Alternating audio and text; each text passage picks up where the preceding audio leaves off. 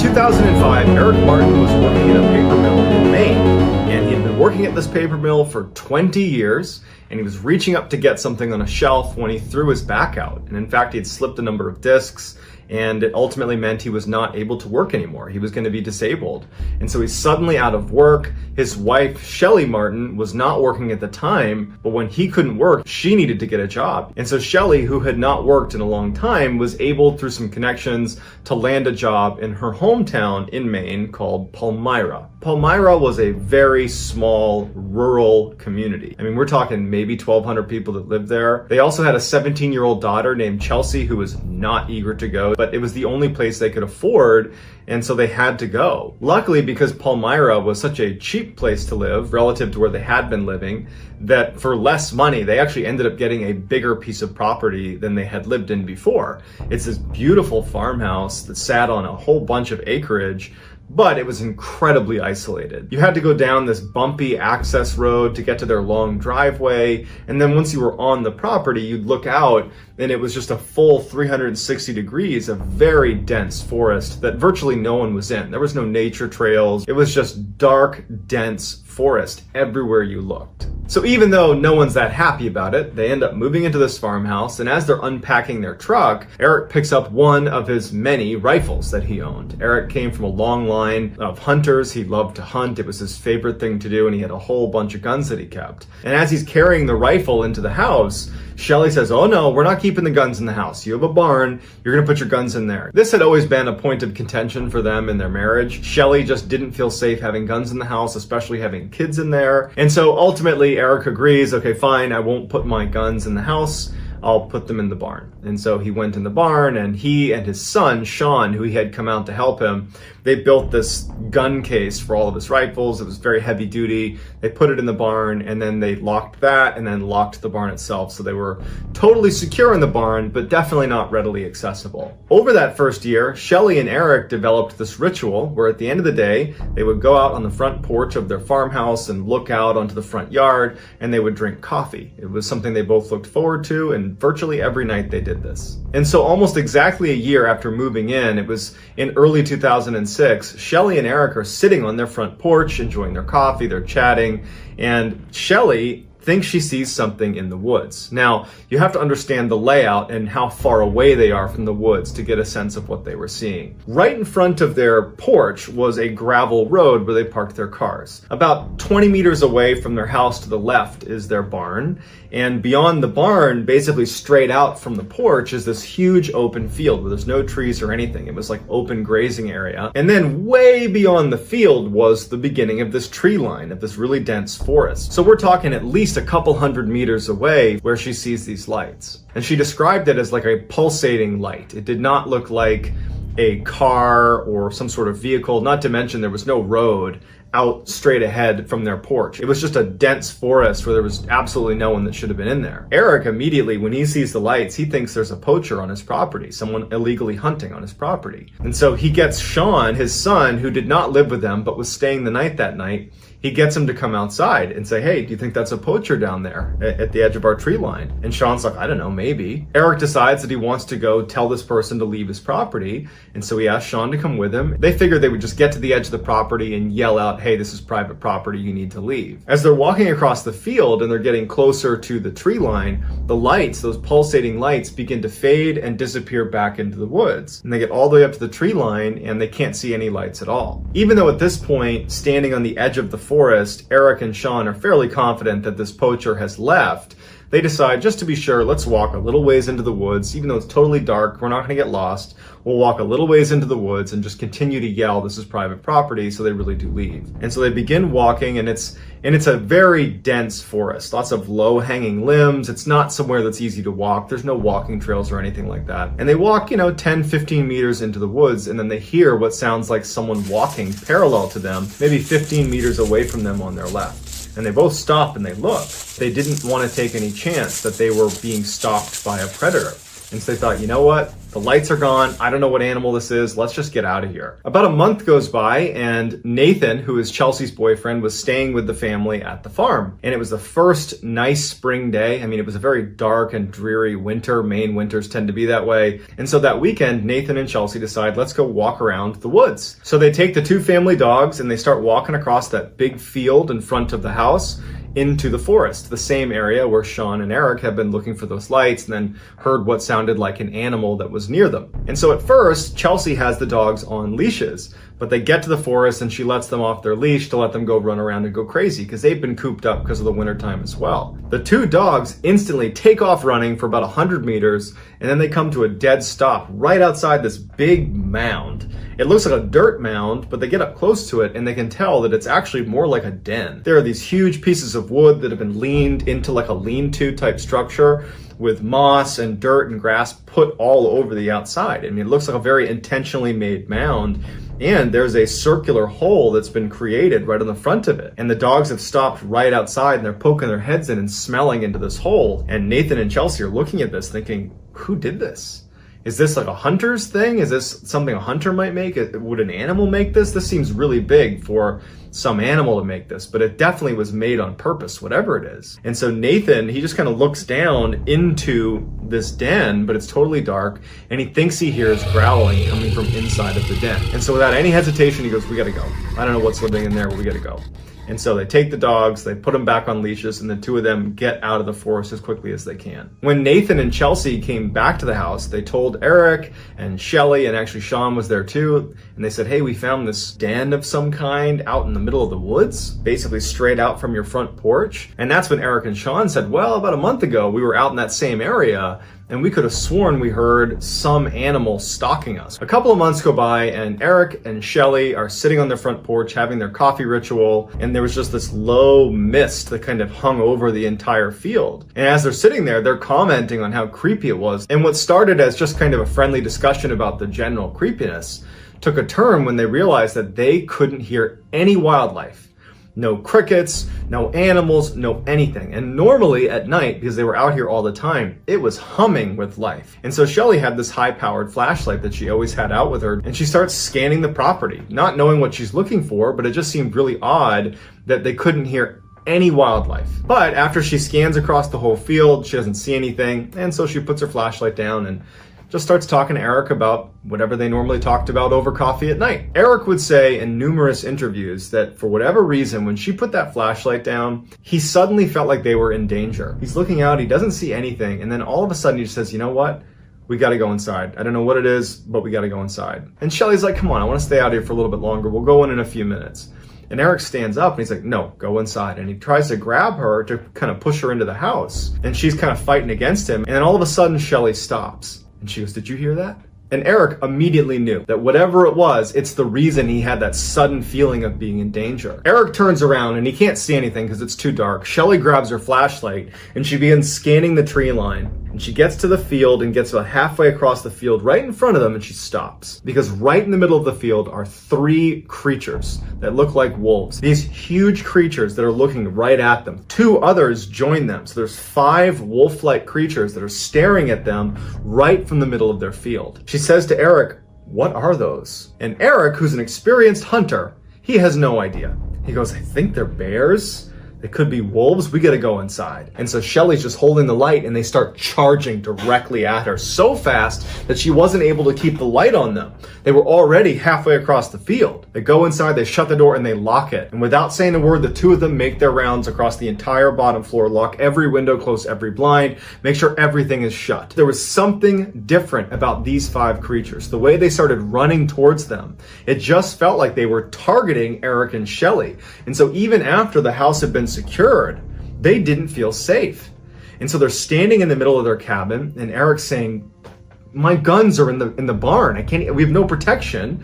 And Shelly is like, whatever you do not go out there. We don't know what these are. Could be a bear, it could be a wolf. We don't know. Don't go out there. Shelly goes upstairs. She shuts off all the lights. She makes sure all the windows are shut. And then she goes to Chelsea's room, her daughter, and she wakes her up and she says, hey, come here. You got to look at this. And they go to the window and they kind of like poke their head into the window because they don't want to like totally open it up and stare out because they don't want the creatures to see them. but they're kind of poking their head out the window, and she's like, look.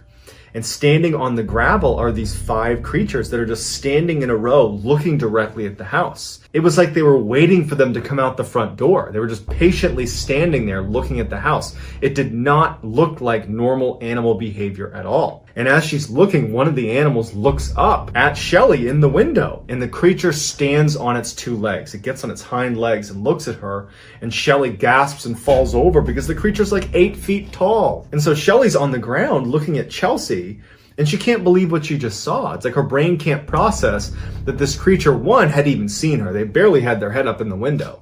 But that it stood on its hind legs, that it was so big. What are they doing? Sitting in a row right on the outside of the house waiting for us? What's going on here? And so Shelley tells Chelsea, get in your bed, don't go to your windows, don't leave this room. And that's when Shelley also remembers that she hasn't heard her 2 dogs. And she's worried they might be outside. And so she starts quietly walking all along the top floor looking for her dogs. She's calling to her 2 dogs, and they don't come out. Goes into the master bedroom and finds her 2 dogs hiding in the corner of the room next to each other. Like they're startled by whatever it is outside. Meanwhile, Eric was pacing downstairs thinking he needed to go to the barn and he needed to get his guns to protect the family. But he knew that between his own disability, he can barely walk very fast, and he'd have to unlock the barn, and then he'd have to pull down the gun case, unlock that. All the while, he's exposed to these animals that are out there. And so the next best thing in his mind is maybe he could run outside, get in his truck, and back the truck up to the front door, and then he could get his wife and his daughter to come out, jump in the car, and they could drive away. So he just goes to the window and he pulls the blinds aside to look outside, and those 5 creatures are now gone. They're not sitting on the gravel path right in front of the house. He doesn't know where they are, but they're not in front of the house. And so he closes the blinds and he's like, well, I don't know where they are. It's too dangerous to go out there. He starts pacing some more and he goes back to look, and he sees them back in the field where they first saw them, all 5. He can see all 5. They're facing the house still, but he can see them because the moon has now popped through and he's got illumination on the field, and he can see all 5. And he's like, okay, maybe if I just keep my eye on them, I can open the door, run out, get the car, back it up without them seeing me. And so without telling Shelley, he opens the door and he goes onto the front porch and he sees them out in the field. He's got a good line of sight on them. Quiet as he can, he walks down the steps and he makes his way over to his truck, which is about 10 meters away. And as he's getting closer and closer to his truck, he's got his eye on the creatures that are in the field. They haven't moved. They apparently haven't seen him. He gets to the driver's side of his truck and he's got his keys out and he's kind of fumbling to hit the unlock button, and then his motion sensor light kicks on. And he's so on edge being out there, when the light kicks on, he drops his keys because he's so startled. And the first thing he does is he looks towards the field, and he sees that one of the 5 creatures is now standing on its hind legs looking at him directly. Before he even bends down to get his keys, he sees them all running towards him. He reaches down, he grabs his keys, he runs back to the house as fast as he can, and he gets inside and slams it right as he can hear them crossing the gravel right in front of the house. And he hears them bound onto the porch and start running around the wraparound porch. He's too scared to even look in the window, so he ducks down to get out of view. Shelley, who was upstairs, can hear everything going on, and she yells, Eric, what's going on? And he goes, stay up there, stay up there. Shelley, Eric, Chelsea, everyone's just frozen, waiting, knowing that these creatures are right on the other side, walking along his wraparound porch. And after a while, he hears the footsteps of these creatures leave the porch and go back onto the gravel area. And at some point, he pokes his head up and he looks, and all 5 are sitting there just facing the house, waiting for them to come out of the house. And so he scurries up the stairs to where Shelley and Chelsea are, and they just are so scared. So they decide they gotta call the police. If nothing else, the police will drive up and their vehicle might scare away these creatures. But on the phone, Shelley lets on that what they're really scared about is something on their property. In fact, it's 5 creatures, things running around outside their property. And immediately the police officer who's responding to this, he's like, all right, well, are you sure it's not a moose? Are you sure it's not a bear? And finally, she's like, no, can you please just come over here? And he's like, listen, ma'am, just keep your door shut, keep your windows shut, and I'm sure it'll be fine. And ultimately, that's how the call ends. They're on their own. The family felt helpless. And Eric especially felt really frustrated because he can't protect his family. He doesn't have a weapon. He can't get to his vehicle. They're just trapped. And so they decide the only thing we can do is barricade ourselves inside of the house. And so for the next 30 minutes, they put heavy furniture in front of all the doors and the windows. They blocked everything as best as they could. They got kitchen knives and they got an axe that they had inside to chop some wood. And so they go upstairs, they lock themselves in the master bedroom with their weapons and their dogs. And they get on the bed and they just decide all we can do is wait until the sun comes up. During the time they were barricading their house, they would look out from time to time and they would see the 5 creatures just sitting on that gravel area right in front of their house, just waiting for them. When they finally went upstairs and barricaded themselves in that room, they immediately heard the creatures move off of the gravel, and they heard a couple of them at least walk onto the porch and start pacing around the porch. And it's totally silent besides the sounds of these creatures. And they were clearly communicating with each other. They were bumping into walls and then they were howling at each other. There was clear communication happening where they were trying to coordinate some sort of attack on the family. Now, the way the house was set up is there was a second floor roof, and then the first floor was a little bit wider than the second floor and had its own kind of separate roof. And after a while, the creatures stopped walking on the porch. They left the porch and it's just silence. And then they would hear them jump onto that first roof. The scary thing about this is that if you walked around the roof, you could actually look into the second floor windows. And so they're laying there and periodically they'd be looking out their window. There was windows on either side of the room they were in, but there was a thin curtain between them and the window. And so from time to time, these creatures would walk past their windows and they would stop, they'd put their paws up onto the window and they would look inside. But there was a very thin sheet between them and the glass, so they couldn't see the creature and the creature couldn't see them. All night, they're listening to these creatures running around. And sometimes they'd hear really loud scratching, like they had figured something out and they were trying to burrow their way into the house. But after a whole night of this, they never actually broke the glass. They never got inside the house. As the sun started to come up in the morning, the creatures jumped off the roof and they could hear them running away. And for about an hour, they didn't hear anything outside. The sun's come up and they felt safe again. And so they left their room, they go downstairs and they finally open it up, and all over their property are signs of huge creatures that had been on their property. Massive footprints with huge claws at the end. They found tufts of hair that had gotten caught on fence posts. And even scarier is they found all these points on the house, in particular on the second floor when they were walking on that roof, where there was clear markings that they had tried to burrow into the house. There were these deep-seated scratch marks into the side of the house. The front door had been scratched apart. I mean, it was very clear that whatever these creatures were, they were trying to get into the house, but they had just been unsuccessful. This experience was so traumatic for the family that they sold the house and they moved very quickly after that, and they have not experienced anything like that since they left. So what do you think those creatures were? Was that a bear, a wolf, or something else?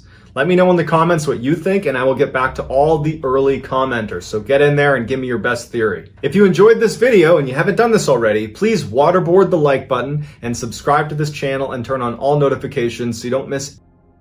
Somewhere out in the Sierra Nevada mountain range lies a small hunting camp that's been there since the 1950s. Despite its fame, only a handful of people know exactly where this camp is. But even if you were given explicit directions on how to get there, you might just walk past it because it's tucked away in the middle of the woods up on this mountain. It's just a small fire pit, a couple of logs around it, another log set up for cutting wood, and there's some paths that have been beaten down over the years from its occupants, but it's pretty much unremarkable. According to camp members, the fastest way to get to the site is by horseback, and it's approximately 8 miles, and it's through very rugged terrain on this mountain, and it includes a 4,000-foot elevation gain. However, this 8-mile trail is not marked, and every year it changes slightly because trees will fall along the way, changing the topography. Ron Moorhead, who's one of the 4 original camp members, laments the fact that anybody knows anything about this campsite. He wishes they could have kept it a secret, but he knew that wasn't an option after what they discovered there in late 1971. In early 1971, Ron was a young man and he was invited out for the first time to the Sierra camp by the 3 founding members. When Ron got there, he fell in love. It was this beautiful, natural, pristine wilderness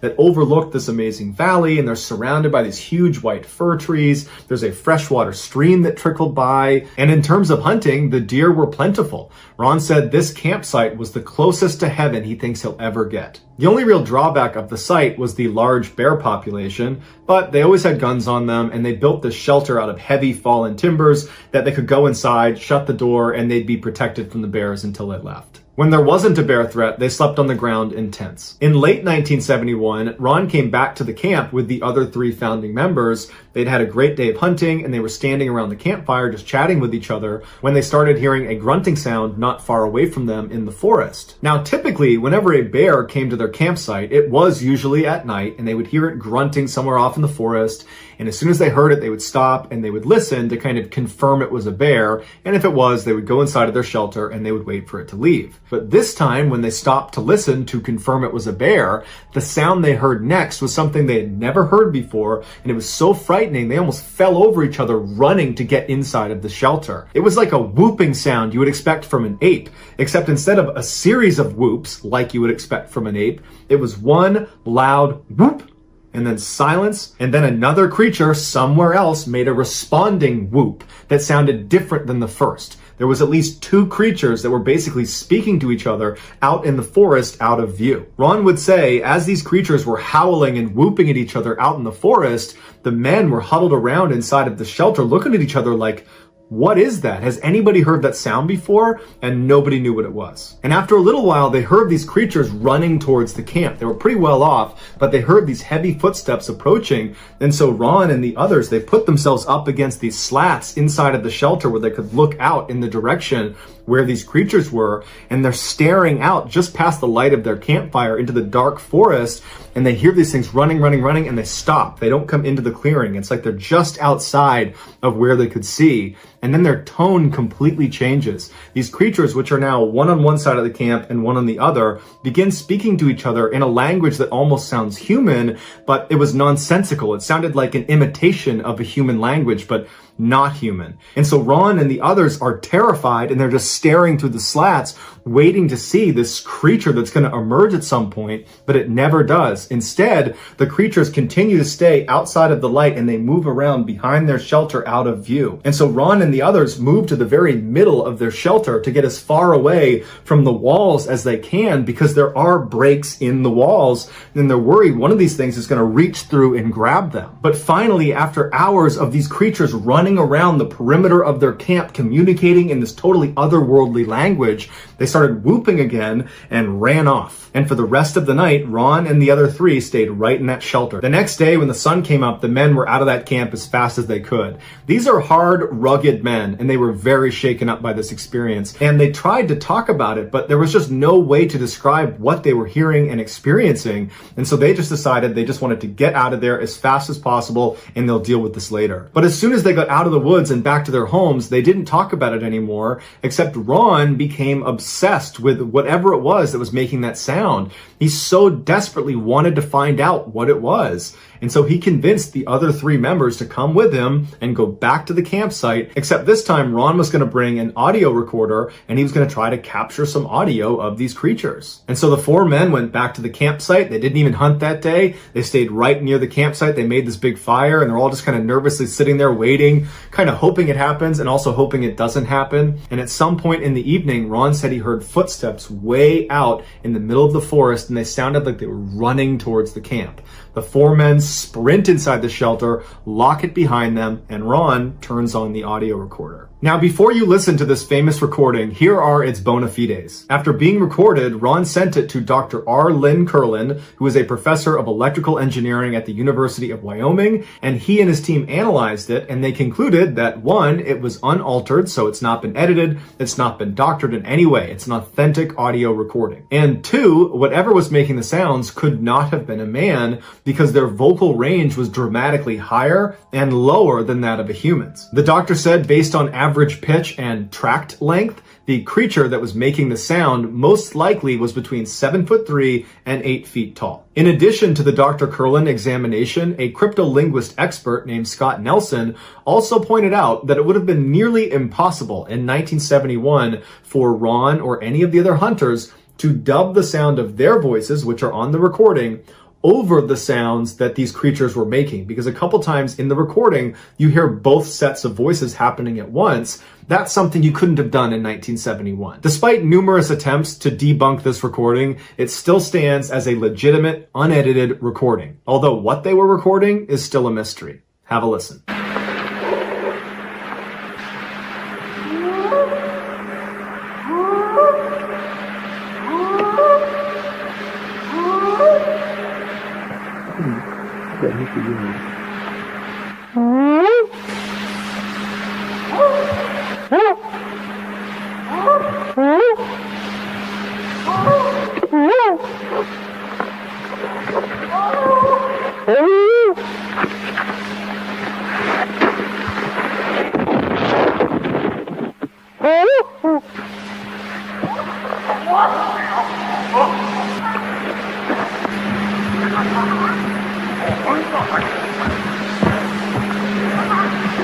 There's two of them across the creek at the big rocks. It's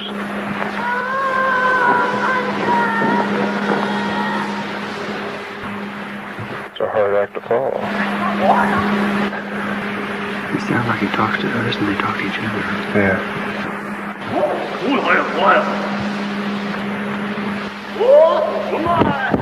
Right there, just seen movement right through there. Shortly after this recording was made, Ron stopped hunting at this camp. However, over the years, he has gone back several times because he's obsessed with trying to find out what's out in the forest. But he says to this day, he still has no idea. So this first one really takes the cake for just being strange.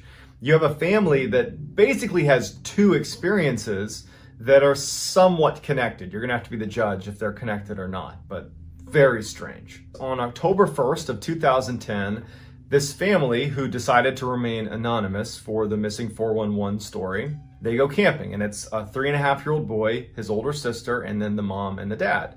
And so they go camping at Mount Shasta in California, which is a popular camping site. And the family loved to go camping there. And so they're all sitting around the campfire, kind of hanging out at the campsite. It's getting late in the evening, maybe 5, 6 o'clock. And the sister would say that she was looking at her brother, turned away for a second, and then looked back, and he was gone.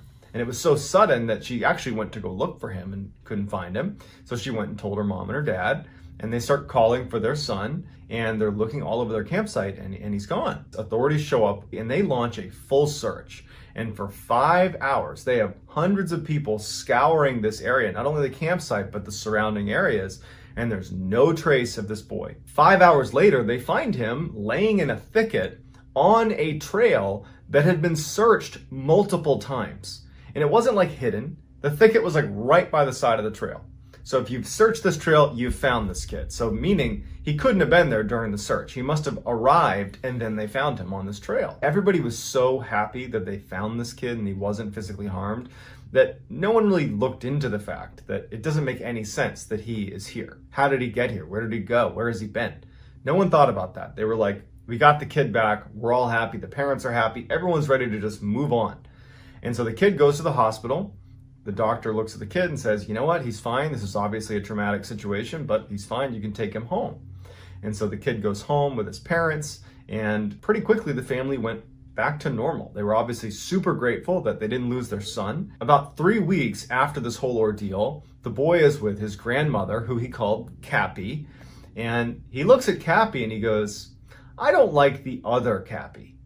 And so his grandmother, the real Cappy, she looks at him and she was like, what do you mean? Now, remember, this is a 3.5-year-old boy. Language skills, not the best, okay?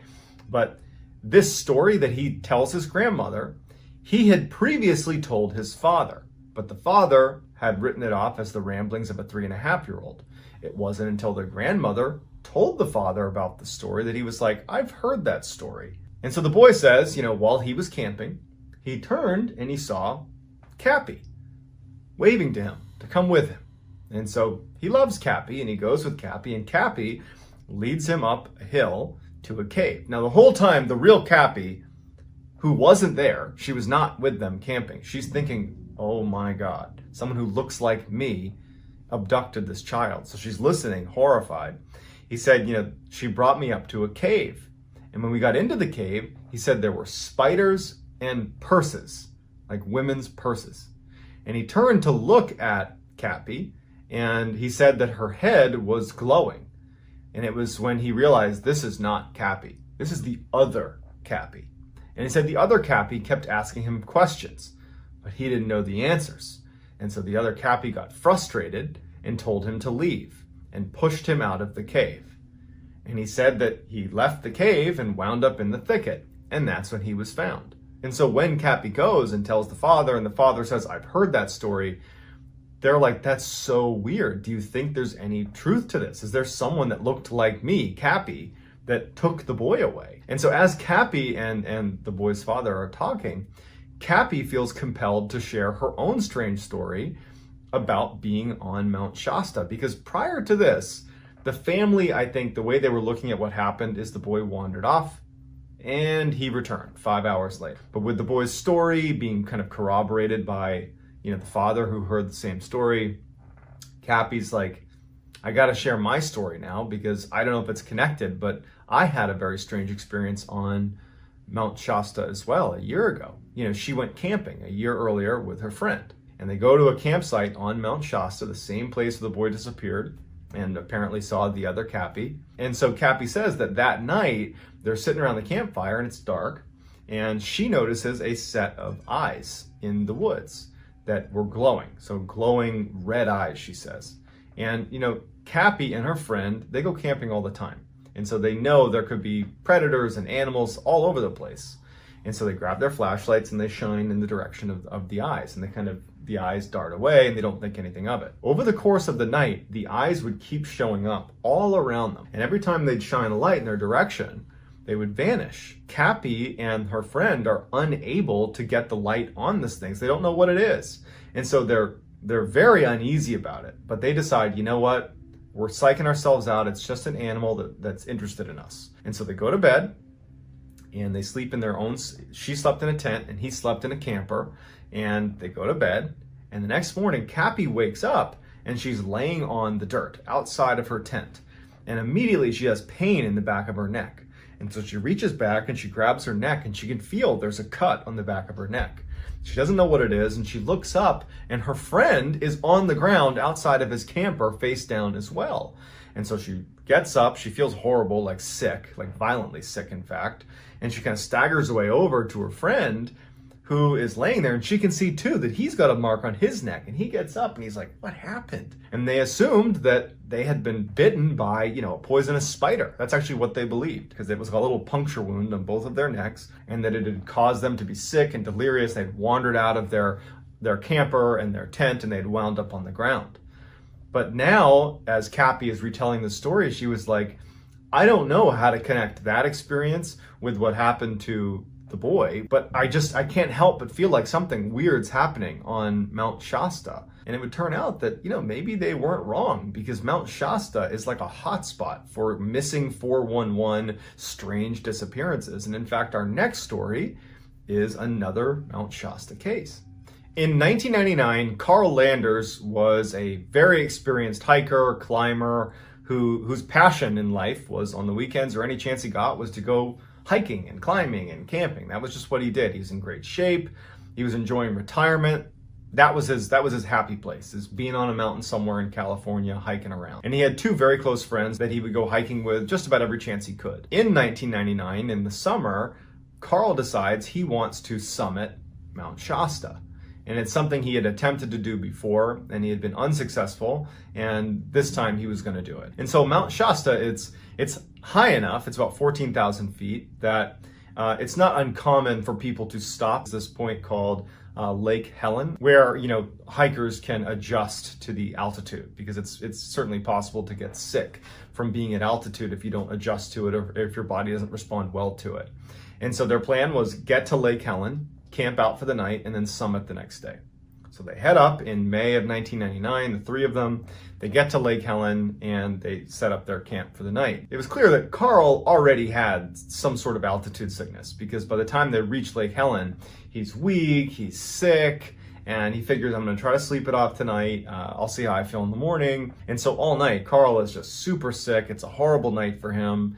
And so early the next morning, Carl, he's a real stubborn guy and he really wanted to climb Mount Shasta. He says to his two friends, hey, look, I'm just going to get a head start here. I've been up basically all night. I'm going to just get up the last stretch here, summit this mountain, and then come back down and be done with it. And so his two friends, they didn't like the idea of splitting up, but Carl's an experienced guy. And he's only covering a distance of maybe 650 feet.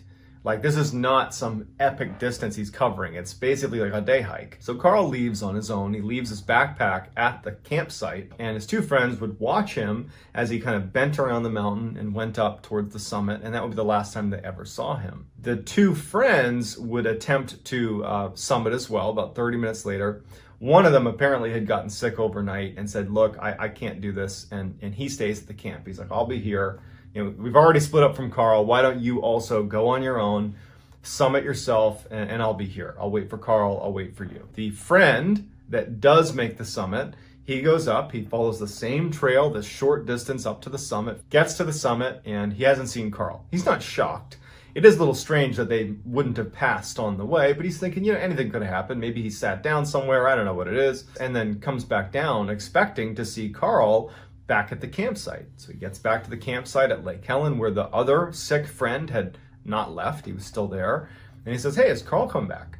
And the friend's like, No, didn't you see him on the way up? Did you lap him? Like, what's he doing up there? And he's like, "No, I went up. I didn't see him on the way up. I didn't see him at the summit, and I didn't see him on the way down." And they're thinking to themselves, like, thinking about the trail itself. It's incredibly open. There's almost nowhere to like fall. There's no crevasse. There's no sheer cliff. There's almost no vegetation really to obscure you. It just didn't make any sense that you could vanish. A huge search is launched. They never found anything. There was also 50 to 100 people in the area that day, and nobody knew where he went. No one saw him. No one had any idea what happened to him. They interviewed everybody there. No one knows what happened to Carl. The only clue that we have of Carl is the backpack that he left at Lake Helen before he made the summit run. Other than that, for 20 years, we have no clue what happened to him. None. So this next story is really creepy. One of the strange phenomenons that you get inside of these missing 411 stories is you have people that go missing really suddenly, like as if they were pulled away at high speed and just ripped off the face of the mountain. And this story is one of those stories. In 2010, Eric Lewis was 57 years old. He was an extremely experienced mountain climber. And he had two very close friends that were also very experienced mountain climbers. And they decided that they wanted to go hike Mount Rainier in Washington State, which is a huge mountain. And they were doing a climb that was fairly technical and fairly dangerous. And it required the three of them to be tethered together on the same cable. And so as they're making this ascent of Mount Rainier, you have friend one in the front, friend two in the middle, and then Eric Lewis is the third guy on the line all the way down. And so the way it worked is the first climber, friend number one, if he wanted to rest, the other two climbers would keep climbing up to his position and take a rest with him. So he was kind of in charge of setting the cadence of how quickly they were going to climb this mountain. And so over the course of the day, the first climber would stop periodically, and then the second climber and Eric would make their way up and wait and relax. All day that was happening. And then one time they come to a stop, and there's been nothing weird happening. Nothing's happened to this point. Everything feels very normal. The first guy stops, the second climber gets up to him, and then Eric doesn't show up. And so they pull on the line, and it's very light. And they pull it up, and the rope has been cut. Like, Eric's gone. And they're like, okay, only in an emergency would you cut the line. And so they just start immediately descending because they're like, well, it just snowed. It'll be very easy to track his footsteps. If he cut the line, he must have had a reason. Let's follow his footsteps to wherever he went. But the only footsteps on the mountain were the ones walking up, attached to the rope. Basically, Eric had been walking up, leaving footprints right behind the other two, and then the footprints just stop. There aren't footprints that go back down. It was like he was pulled off of the mountain. And so they start walking down thinking they're gonna run into him, but they don't. The weather gets bad enough that they ultimately abandon the hike. They go down and they're like, geez. They tell the authorities and they're looking everywhere and they can't find him. And then they discover this creepy cave that's like 200 feet down and away from where they were hiking. That would have been very hard to get to. Inside of this ice cave is Eric's gear, but no Eric. And they've never found Eric's body. But for that gear to get into the cave, it wasn't just, hanging on the edge. It was inside the cave. But there was no footprints leading to the cave. There's no footprints anywhere. It was just like inexplicably, Eric's gear winds up deep inside an ice cave 200 feet away, and Eric's body was never recovered, and no one has any idea what happened to him. So the last story is actually really two distinct stories, but they together make up a particular phenomenon that occurs inside some of these missing 411 cases. And that's when some creature takes a child and actually protects them. In 1868, a 3-year-old girl vanished abruptly from her father's camp in northern Michigan.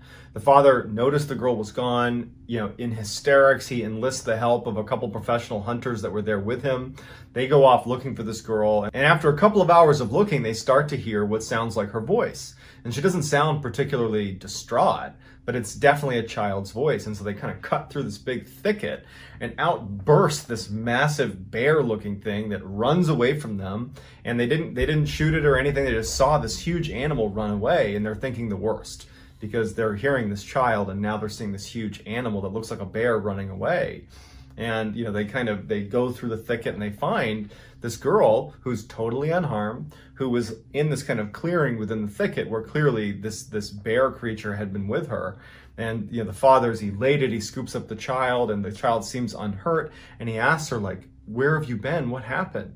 And she says, "Oh, Mr. Wolf took me here. And Mr. Wolf was feeding me berries, and Mr. Wolf was playing with me." Maybe it was a bear or a wolf or something, but some animal had taken her, brought her into a thicket, and had not harmed her. And so the other instance occurred in 1955 when a family that was made up of mother, father, and their 8 kids were staying in this camp in Montana. And they had all these different tents set up for all their kids. And some of the older kids were staying in one of the tents with their 2-year-old sister, Ida Mae, while the parents were working and the kids were doing whatever they were doing.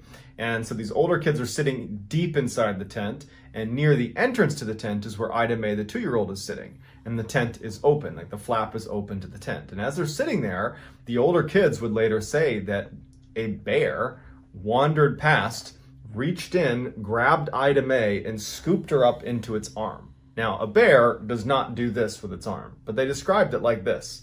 The bear was holding Ida like this and ran away on 3 legs instead of 4. And so the kids are freaked out because they just saw a bear take their 2-year-old away. They're basically hysterical. They sprint up to their mom and dad. They tell them what happened. And the parents just have no idea how to react to this. They obviously get in touch with authorities. They launch the search. And as they're doing the search, police are asking the kids, like, describe to us again what you saw. And they're like, it was a bear that was like holding our sister like this. And they were like, you got to be more descriptive because bears can't do that. Was it a person? Was it a hairy person? And the police just didn't buy that it was a bear. And so 2 days go by and they haven't found this child. And so the family obviously is thinking the worst. They're absolutely grief-stricken. And then one of the searchers finds the girl. And they find her about 300 yards away from the camp. She was inside of a very intentionally built structure. It was like a crudely built fort. Right against the riverbed. And inside it was like a den, and she was in there and she was totally unharmed and she was perfectly fine. And they take her out and they ask her, like, what happened? And she's 2, but she says, Mr. Bear fed me berries. Mr. Bear kept me here. Mr. Bear cuddled me. That's all we have. We don't know what this creature was, what bear is able to pull its arm in like this, but she felt totally unthreatened by it. And to this day, we don't really know if that was a bear or something else, but whatever it was, it didn't harm Ida, and Ida never felt threatened by it. These stories are just a fraction of the literal thousands of strange cases that David Paulides covers in his Missing 411 project. So if you enjoyed this video and you might want to see more content just like this, I would encourage you to gently uppercut the like button and then subscribe to my channel and turn on all post notifications so you don't miss any of my 3 to 4 weekly uploads of content just like this.